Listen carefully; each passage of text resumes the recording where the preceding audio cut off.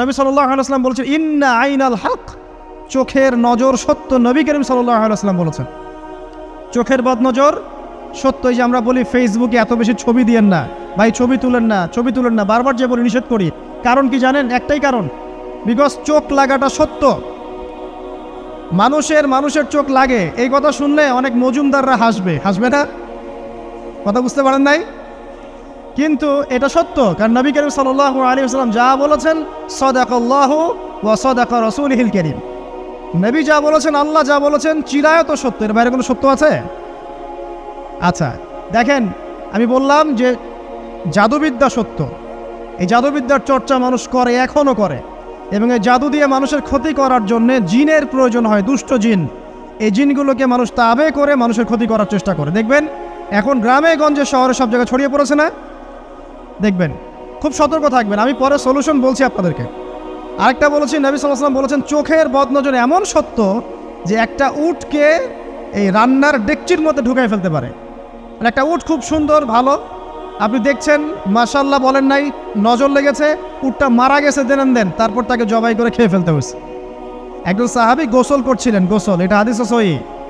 এই আলেম ওলামা যারা আছেন তারা জানেন যে এই হাদিস সহিহ। একজন সাহাবী গোসল করছেন, তার গায়ের চামড়াটা খুব সুন্দর ছিল, একদম স্কিনটা অনেক সুন্দর, থাকে না এমন কিছু মানুষ? আচ্ছা, এখন আরেকজন সাহাবী এই গোসল দেখছেন দূর থেকে, দেখে বলছেন যে কি চমৎকার তার শরীরের রংটা, যেন কুমারী নারীর মতো, অনেকটা এমন একটা কথা তিনি বলেছিলেন।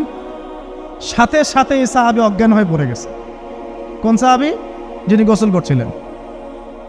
এটার আপনি কোনো ব্যাখ্যা দিতে পারবেন না তো, এখানে কোনো সায়েন্স দিয়ে বা মেডিকেল সায়েন্স দিয়ে আপনি কোনো ব্যাখ্যা করতে পারবেন না। একটা ব্যাখ্যা দিতে পারেন, কিন্তু কেন সেটা হলো সেটা আপনি অ্যান্সার খুঁজে পাবেন না। তো নবী সাল্লাল্লাহু আলাইহি ওয়াসাল্লামের কাছে নিয়ে যাওয়া হলো তাকে। তিনি বললেন যে এই ব্যক্তির ব্যাপারে কি কেউ ভালো মন্দ কিছু বলেছিল? তখন একজন সাহাবী বলেন হ্যাঁ, অমুকে বলেছে এর স্কিনটা অনেক সুন্দর, ওকে ডেকে নিয়ে আসুন। ওকে ডেকে আনা হলো। ডেকে আনার পর নবীজি তাকে অনেক শাসালেন, তোমরা তোমাদের ভাইদেরকে কি মেরে ফেলতে চাও? তখন এই সাহাবী তো অবাক, আমি আবার কখন মারতে চাইলাম ইয়া রাসূলুল্লাহ? আমি তো মারতে চাই নাই, আমি তো খালি বলেছি যে তার গায়ের রংটা অনেক সুন্দর। তখন তিনি বললেন কেন তুমি সুবহানাল্লাহ বললে না, কেন তুমি মাশাআল্লাহ বললে না? যখন মাশাআল্লাহ বলবেন, সুবহানাল্লাহ বলবেন, নজরটা লাগবে না। আর যখন আপনি মাশাআল্লাহ বলবেন না, সুবহানাল্লাহ বলবেন না, দেখবেন নজর লেগে গেছে। আপনি বিশ্বাস করেন ব্যবসা খুব ভালো চলছে, মানুষ বলল যে বাহ তোর তো ব্যবসা হেভি, লালে লাল শাহজালাল, ঠিক আছে, দেখবেন আপনার কেনা বেচা বন্ধ হয়ে গেছে। এরকম হবে, আমার কথাটা বিশ্বাস করেন। এটা কিন্তু সায়েন্স প্রমাণ করতে পারবেন না, আল্লাহ এবং তার রাসূল বলেছেন, তার উপরে কোনো সত্য নেই। আছে সূরা কাহফ 29 নম্বর আয়াত পড়ে দেখেন, আল্লাহ পাক বলছেন ওয়াকুলিল হাক্কু মির রাব্বিকুম, সত্য সেটাই যা তোমার রবের পক্ষ থেকে আসে। ফামান শাআ ফালইউমিন, যার ইচ্ছা হয় বিশ্বাস করুক, ওয়ামান শাআ ফালইয়াকফুর, যার ইচ্ছা হয় সে অস্বীকার করুক। এই কারণে আমরা বলি ফেসবুকে এত বেশি ছবি দেওয়া, এই আই ওয়াশ করা, এই যে শোডাউন করা, হ্যাঁ ইসলামের কিছু কাজ করলেন একদম মানুষকে না দেখাইতে পারলে ঘুম হচ্ছে না, এগুলো বন্ধ করেন, এগুলো বন্ধ করে দেন আল্লাহর ওয়াস্তে। অফলাইনে কাজ করেন, নিজেকে গোপন করার চেষ্টা করেন। যত বেশি মানুষের কাছে নিজেকে এক্সপোজ করবেন, কাজের বরকত কমে যাবে, কাজের বরকত কমে যাবে, চোখ লাগবে, নজর লাগবে। এবং চোখ লাগা বদনজরে বহু আলেম আস্তে আস্তে মাঠ থেকে মাইনাস হয়ে গেছে না? যায় নাই? এখন কি আলেমদের সংখ্যা বেশি না কম? যত দিন যাবে আলেমের সংখ্যা আরও কমে যাবে। নবীজি বলেছেন আলেমদের সংখ্যা কমতে থাকবে, মানুষ জাহেলদেরকে আলেম বানিয়ে নেবে। তো প্রিয় ভাইরা, জাদুবিদ্যা সত্য, চোখের বদনজর সত্য, রাতের এই অনিষ্টগুলো সত্য, রাতের বেলা অনেক ক্ষতি আছে। এই জন্য নবীজি বলছেন বাচ্চাদেরকে বাইরে বের করো না, এবং তোমরাও রাত যখন গভীর হবে তখন এদিক ওদিক ঘোরাফেরা করো না। দেখবেন রাত যত গভীর হয় আমাদের শহরগুলো তত জীবিত হয়, তাই না? তাই না? রাত যত গভীর হচ্ছে শহর তত জীবিত হয়। চায়ের দোকানে আড্ডা বেশি, ওই সিনেমা দেখছে, টিভি দেখছে, ক্যারাম খেলছে, লুডো খেলছে, ঘুম নাই। ঘুম কখন? ফজরের আগে আগে। ফজরের নামাজ কিন্তু নাই, ফজরের ঠিক আগে আগে আবার ওই যে জোহরের নামাজের সঙ্গে উঠতেছে। এখন আমাকে বলেন এরকম জেনারেশনকে দিয়ে কি আসলে ইসলামের কোনো খেদমত হবে? আচ্ছা, নবীজি রাতের বেলা আর্লি ঘুমাতেন, আল্লাহ পাক আমাদের সবাইকে তাড়াতাড়ি ঘুমানোর তৌফিক দান করুন। হ্যাঁ, আপনি ইলম চর্চা করলে রাত জেগে থাকতে পারেন, আপনি যদি জ্ঞান চর্চা করেন রাত জাগতে পারেন, আপনি কোনো গবেষণা করছেন, নামাজ পড়ছেন বা কোরআন হিফজ করছেন, আপনি রাতের আর্লি উঠবেন, এটা আলাদা বিষয়। কিন্তু কমনভাবে আমাদের এই যে ফেসবুক, ইউটিউবিং ইত্যাদিতে আমরা লিপ্ত থাকি, সারা রাতটা কাটাই আড্ডাবাজি করে, এগুলো বন্ধ করতে হবে। এগুলো বন্ধ না করলে ফিজিক্যালি আমরা মানে সুস্বাস্থ্যের অধিকারী হতে পারবো না।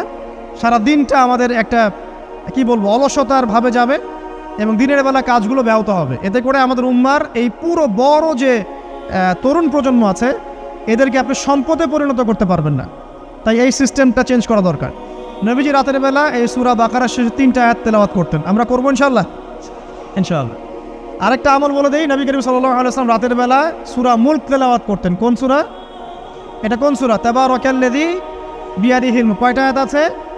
30টা আয়াত আছে। নবীজি বলেছেন সাল্লাল্লাহু আলাইহি ওয়াসাল্লাম যে এই সূরা আপনাকে কবরের আযাব থেকে বাঁচাবে ইনশাআল্লাহ। কবরের আযাব থেকে তো ভাই বাঁচা খুব সহজ নাকি? আমাদের মধ্যে এমন কেউ নাই, শোনেন, আমাদের মধ্যে এমন কেউ নাই আলেম জালেম মুফতি মুহাদ্দিস রাজনৈতিক নেতা পলিটিশিয়ান বিরোধী দল জাতি তারপরে যে সরকার দল যে আছে না কেন কবরের শাস্তি ফেস করবেন এমন একটা মানুষ নাই, কেউ নাই পৃথিবীতে। এই যে আপনি দেখছেন ওই যে কি ইসরায়েলের প্রধানমন্ত্রী, ওই রাশিয়ার প্রধানমন্ত্রী, ওই চায়নার সভ্যতা, পশ্চিমা সভ্যতা, এমন কেউ নাই পৃথিবীতে এখন যাকে কবরের শাস্তি ভোগ করতে হবে না। আছে? সবচেয়ে লঘু শাস্তি মানে লঘু চাপ, এটা বলতে গেলে আসলে আমি ভাষা হারায় ফেলি। তারপরে বলছি আল্লাহ পাক আমাদের সবাইকে হেফাজত করুন, আমিন। একজন সাহাবীর নাম সাদ বিন মুয়াজ। কি নাম? নবী করিম সাল্লাল্লাহু আলাইহি ওয়াসাল্লামের সাথে একদম ডান হাত হয়ে যুদ্ধ করেছেন দীর্ঘদিন। বদর তিনি বীর সেনা, উহুদের বীর সেনা, ঠিক আছে। খন্দকের যুদ্ধেও বীর বিক্রমে যুদ্ধ করেছেন। তিনি আনসার সাহাবী, একদম মদিনার নেতা সাহাবী। সব সাহাবী কিন্তু একরকম নন, কেউ ছিলেন নেতৃস্থানীয় সাহাবী, তিনি ছিলেন একজন নেতৃস্থানীয় সাহাবী, ঠিক আছে। সাদ বিন মুয়াজ নবী করিম সাল্লাল্লাহু আলাইহি ওয়াসাল্লাম এত ভালোবাসতেন, তাকে এত ভালোবাসতেন যে তাকে নিজের মনে করতেন যে সাদ বিন মুয়াজ আনসাররা আমার নিজের। চারটাখানি কথা। এই সাহাবীর খন্দকের যুদ্ধে এই যে হাতের এই দিকে সম্ভবত হাতের এই রগের মধ্যে একটা তীর এসে লাগে এখানে, এবং তীরটা তিনি বের করতে গিয়ে রক্তটা ছিঁড়ে যায়। এরপর ফিনকি দিয়ে রক্ত বের হওয়া শুরু হয়। চিকিৎসা করে করে রক্ত বন্ধ করা যায় নাই, এবং এই রক্তের প্রবাহিত রক্তেই আল্লাহর ইচ্ছায় তিনি শাহাদাত বরণ করেন, তিনি ইন্তেকাল করেন। নবী করিম সাল্লাল্লাহু আলাইহি ওয়াসাল্লাম প্রচণ্ড ব্যথিত হন, মানে মনটা তার খুব নরম হয়ে যায় সাদ বিন মুয়াজ রাদিয়াল্লাহু আনহুর জন্য। তো এই সাহাবীর যখন জানাজার নামাজ পড়ানো হচ্ছে, নবীজি বলছেন 70,000 ফেরেশতা তার নামাজে অংশ নিয়েছে। আর এই সাহাবীকে যখন কবরে শোয়ানো হয়েছে, নবী করিম সাল্লাল্লাহু আলাইহি ওয়াসাল্লাম পরে জানিয়েছেন কবরের যে মৃদু চাপ, সাদ বিন মুয়াজ রাদিয়াল্লাহু আনহুর কবরেও সেই মৃদু চাপ দেওয়া হয়েছে। আমি কি বুঝাতে পারলাম ভাই? আমাদের কোনো দাম আছে এখনকার পলিটিশিয়ানদের কোনো দাম আছে? এখনকার সমাজ নেতার কোনো দাম আছে? এখনকার সুদখোরদের কোনো দাম আছে? এই ঘুষখোর দুর্নীতিবাজদের কোনো দাম আছে? আমরা যারা কাঠমোল্লা হয়ে আছি আমাদের কোনো দাম আছে? সাদ বিন মুয়াজ রাদিয়াল্লাহু আনহু যদি কবরের শাস্তি তাকে না ছাড়ে, প্রশ্নোত্তর পর্ব তাকে না ছাড়ে, আমরা পার পাবো?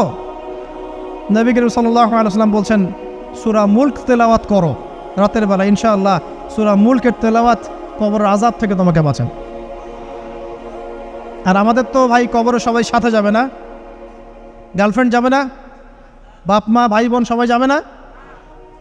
একজন ব্যক্তি সুদ খাচ্ছে, জিজ্ঞাসা করে দেখেন কেন খায়, বলবে তার সন্তানের জন্য খায়, তার বউয়ের জন্য খায়, তার মা বাবাকে দেখতে হবে তাই খায়, তাই না? একজন ব্যক্তি ঘুষ খায়, বলবে আমার পরিবারের জন্য খাই। একজন দুর্নীতি করছে, পুকুর চুরি করছে, বলবে দুর্নীতি করছে আমার পরিবারের জন্য খাই, পরিবার ভালো থাকবে। সবার একই এক্সকিউজ যে পরিবার যেন ভালো থাকে, আমার সন্তানরা যেন ভালো থাকে, আগামী প্রজন্মের জন্য কিছু রেখে যেতে পারি, তাই না? এরকম একটা মানুষও কি আপনার সাথে কবরে যাবে? তাহলে এই বোকা মানুষ কেন বোঝে না যে আপনার কবরে আপনাকেই যেতে হবে? তাহলে আপনি কি কারণে অন্যের কারণে নিজের পরকাল নষ্ট করছেন?